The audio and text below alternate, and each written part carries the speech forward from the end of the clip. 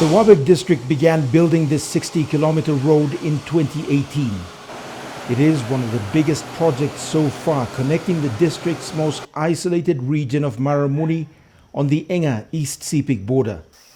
60 kilometers may not seem like a long distance, but the road builders had to cut a pilot track through very difficult terrain with just 2 machines in the initial stages. Wabag MP Dr. Lino Tom says the district had to buy its own machines in order to slash costs, allowing much of the funds to go to the actual road building. What I realized from this experience is that, if we can strategically use the limited resources that we have, we can make a lot of difference. Like Maramuni, for example. Maramuni has a lot of gold deposits. Now, in a time when our country is actually experiencing a financial downturn, I think those are the things that we need to do. We need to put the lesser resources that we have, the limited resources that we have, in areas that will actually count for the nation. So for me, I'm excited because with the road reaching Maramuni, it will open a lot of opportunities for the people in that they can help themselves. I've already organized about 10 alluvial mining licenses for the people, so they can start getting resource like the gold from their ground and start improving their own lives. Only when you get on a chopper, you get to see the difficult terrain the workers have had to go through. The camps shift as the work progresses.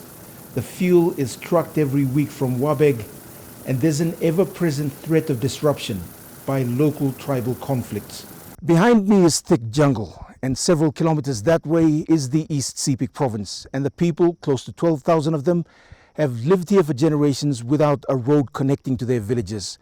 And now, within 6 months, this road will connect to the nearest government station. This is the last part of the construction. The administration is also confronted with landowner complaints, bad weather, and a very tight schedule.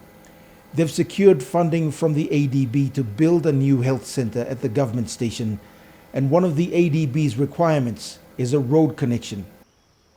If the construction falls behind schedule, Wabag District won't get that funding.